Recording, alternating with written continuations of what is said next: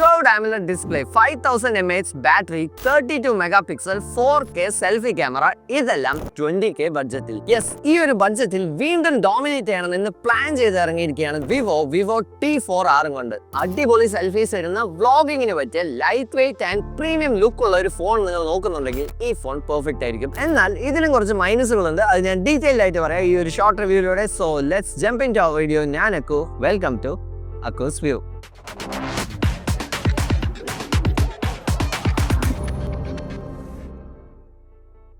So coming to design and build, ഈ ഫോൺ കയ്യിലെടുത്ത ആരും ആദ്യം നോട്ടീസ് ചെയ്യുന്ന ഒരു കാര്യമായിരിക്കും ഈ ഫോൺ വളരെ ലൈറ്റ് വെയിറ്റ് ആണ്. 5000 mAh ബാറ്ററി ഉള്ള ഈ ഒരു ഫോണിന്റെ വെയിറ്റ് വരുന്നത് 184 ഗ്രാംസ് മാത്രമാണ്. ഇതിന്റെ ബാക്ക് നോക്കുകയാണെങ്കിൽ ക്ലീൻ ആൻഡ് മോഡേൺ ലുക്കിലാണ് വരുന്നത്. ഒരുപാട് ഫ്ലാഷി അല്ല, മാർബിൾ ഫിനിഷ്ഡ് അല്ല, എന്നാൽ ഒരു ജിയോമെട്രിക് ടെക്സ്ചറോട് കൂടിയാണ് വരുന്നത്. ഇത് രണ്ട് കളർ ഓപ്ഷൻസിലാണ് വരുന്നത്. നിങ്ങൾ കുറച്ചുകൂടെ ക്ലാസി ആയിട്ടുള്ള മൊബൈലാണ് നോക്കുന്നതെങ്കിൽ നിങ്ങൾക്ക് ലൈറ്റർ ഷെയ്ഡ് ഉള്ളത് എടുക്കാം. ദെൻ ഇത് പ്ലാസ്റ്റിക് ഫ്രെയിമിലാണ് വരുന്നത്. വിവോ അവിടെ ഒരു കോസ്റ്റ് കട്ടിംഗ് മൂവ് നടത്തിയെങ്കിലും ഒരു പ്രീമിയം ഫീൽ ഒക്കെ ഉണ്ട്. സോ ഓവറോൾ ആയിട്ട് പറയുകയാണെങ്കിൽ ഒരു ബഡ്ജറ്റ് ഫോണിൽ ഇത് സോളിഡ് ആൻഡ് ഒരു പ്രീമിയം ലുക്ക് തന്നെ വരുന്നുണ്ട്. പോക്കറ്റ് ഫ്രണ്ട്ലിയും കൂടെയാണ്. ഫോർ ഡിസൈൻ ഔട്ട് ഓഫ് 10 നമുക്കൊരു 7.5 കൊടുക്കാം. ദെൻ ഡിസ്പ്ലേയിലേക്ക് വരികയാണെങ്കിൽ 6.77 inch micro quad curve AMOLED display with 120 Hz refresh rate and 1800 nits peak brightness. Full HD+ റെസൊല്യൂഷനിലാണ് വരുന്നത്. സ്ലിം ബെസൽസ് എല്ലാം ഉള്ള കാരണം തന്നെ യൂട്യൂബ് ആണെങ്കിൽ നെറ്റ്ഫ്ലിക്സ് ആണെങ്കിൽ നിങ്ങളുടെ വിഷ്വൽ എക്സ്പീരിയൻസ് ഒരു ട്രീറ്റ് തന്നെയായിരിക്കും. സോ ഡിസ്പ്ലേന്റെ റേറ്റിംഗ് നമുക്ക് ഔട്ട് ഓഫ് 10 ഒരു 8 കൊടുക്കാം.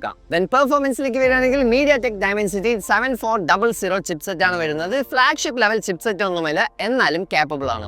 LPDDR4X RAM വരുന്നുണ്ട്. UFS 2.2 സ്റ്റോറേജ് വരുന്നുണ്ട്. ഇതിന്റെ വേരിയൻസ് നോക്കുകയാണെങ്കിൽ up to 12GB RAM and 256GB storage വരെ ഉണ്ട്. In terms of performance everyday task എല്ലാം സ്മൂത്ത് ആയിട്ട് റൺ ചെയ്യുന്നുണ്ട്. BGMI 90 FPS കളിക്കാൻ പറ്റും. ഫ്രീ ഫയറും അത്യാവശ്യം സ്മൂത്ത് ആയിട്ട് കളിക്കാൻ പറ്റും. എന്നാൽ നിങ്ങൾ ഹെവി ഗെയിമർ ആണെങ്കിലും ഹെവി ആയിട്ട് മൾട്ടി ടാസ്കിംഗ് എല്ലാം ചെയ്യുന്ന ഒരാളാണെങ്കിൽ നിങ്ങൾക്ക് ഈ ഫോൺ ഞാൻ റെക്കമെൻഡ് ചെയ്യില്ല. അതുപോലെ തന്നെ ഈ ബഡ്ജറ്റിലുള്ള ഒരുപാട് കോമ്പറ്റീറ്റേഴ്സ് UFS 3.1 ഓഫർ ചെയ്യുന്നുണ്ട്. For social media streaming and casual ഗെയിമിംഗിനെല്ലാം ഈ ഫോൺ ഓക്കെ ആയിരിക്കും. സോ പെർഫോമൻസ് വൈസ് ഈ ഒരു ബഡ്ജറ്റിൽ ഈ ഒരു ഫോണിന് 7 ഔട്ട് ഓഫ് 10 കൊടുക്കാം. ദെൻ സോഫ്റ്റ്വെയർ ആൻഡ് UIയിലേക്ക് വരികയാണെങ്കിൽ ഈ ഒരു മൊബൈൽ വരുന്നത് fun touch OS based on Android 15 ആണ്. Vivo 2 years of major update and 3 years of security patches promise ചെയ്യുന്നുണ്ട്. ഒരുപാട് AI ഫീച്ചേഴ്സ് വരുന്നുണ്ട്. AI call recording, transcript, dual view video, photo enhancement like AI eraser എന്നിങ്ങനെ ഒരുപാട് features ഉണ്ടാവും. എന്നാലും best എന്ന് പറയാൻ പറ്റില്ല. Then out of the box ഒരുപാട് ബ്ലോട്ട്വെയർസ് ഉണ്ടാവും. കണ്ടന്റ് റെക്കമെൻഡേഷൻ ഇതെല്ലാം നിങ്ങൾക്ക് അൺഇൻസ്റ്റാൾ ചെയ്യാൻ പറ്റും, അതുപോലെ തന്നെ ഡിസേബിളും ചെയ്യാൻ പറ്റും.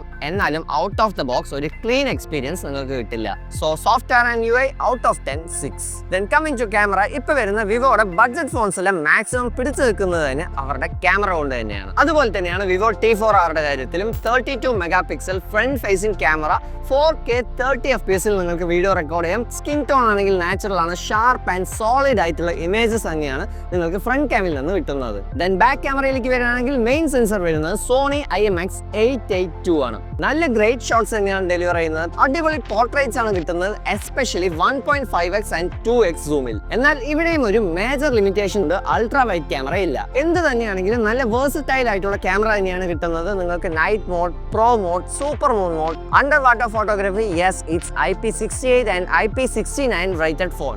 ആൻഡ് ഈവൻ റീൽസിന് വേണ്ടി മൈക്രോ മൂവി മോഡും ഉണ്ട്. സോ ക്യാമറ വൈസ് ഈ ഒരു ബഡ്ജറ്റിൽ നമുക്ക് 9 ഔട്ട് ഓഫ് 10 റേറ്റ് ചെയ്യാം. Then coming to battery, 5700 mAh battery ഏകദേശം ഒരു 1.5 ഡേ അല്ലെങ്കിൽ 2 ഡേ വരെ ലാസ്റ്റ് ചെയ്യും. ഈ ബാറ്ററി ക്വിക്ക് ആയിട്ട് തന്നെ ചാർജ് ചെയ്യാനായിട്ട് 44 വാട്ട്സ് ചാർജിങ്ങും വരുന്നുണ്ട്. ബാറ്ററിയുടെ കാര്യത്തിൽ നമുക്ക് പ്രത്യേകിച്ച് പറയാനായിട്ടൊന്നുമില്ല. സോ റേറ്റ് ചെയ്യുകയാണെങ്കിൽ 9 ഔട്ട് ഓഫ് 10 കൊടുക്കാം. അഡീഷണലി നിങ്ങൾക്ക് Wi-Fi 6, Bluetooth 5.4, bypass charging, stereo speakers and military standard drop പ്രൊട്ടക്ഷനും വരുന്നുണ്ട്. എന്നാൽ ഇതിൽ മിസ്സായിട്ടുള്ള കാര്യം USB 3.0 പകരം 2.0 ആണ് വരുന്നത്. സോ ഡാറ്റ ട്രാൻസ്ഫറിന്റെ സ്പീഡ് കുറച്ച് കുറവായിരിക്കും. സോ 20,000 ബഡ്ജറ്റിന് ഈ ഒരു ഫോൺ വാങ്ങിക്കുന്നത് വർത്ത് ആണോ എന്ന് ചോദിക്കുകയാണെങ്കിൽ നിങ്ങൾ അടിപൊളി ക്യാമറ എക്സ്പെക്ട് ചെയ്യുന്ന ഒരാളാണെങ്കിലും premium design, premium display, solid battery ഇതെല്ലാം വേണമെന്ന് ആഗ്രഹിക്കുന്ന ഒരാളാണെങ്കിൽ നിങ്ങൾക്ക് കണ്ണും ഈ ഒരു ഫോൺ എടുക്കാം. ഗെയിമേഴ്സ്, കാഷ്വൽ ഗെയിമിംഗ് ആണെങ്കിൽ മാത്രം നിങ്ങൾ ഈ ഒരു ഫോൺ എടുത്താൽ മതി. ഹെവി ഗെയിമിങ്ങിന് ഈ ഒരു ഫോൺ ഒട്ടും പറ്റത്തില്ല. സോ ഇതുപോലുള്ള ഷോർട്ട് റിവ്യൂസ് നിങ്ങൾക്ക് ഇനിയും വേണമെങ്കിൽ ഇപ്പം തന്നെ നമ്മുടെ ചാനൽ സബ്സ്ക്രൈബ് ചെയ്യൂ ആൻഡ് തൊട്ടടുത്തുള്ള ബെൽ ഐക്കൺ ക്ലിക്ക് ചെയ്യൂ. എന്നാൽ മാത്രമേ ഞാൻ ഇടുന്ന വീഡിയോസ് റെഗുലർ ആയിട്ട് നിങ്ങളുടെ കയ്യിൽ എത്തിച്ചേരുള്ളൂ. So see you soon with my next video. Bye for now.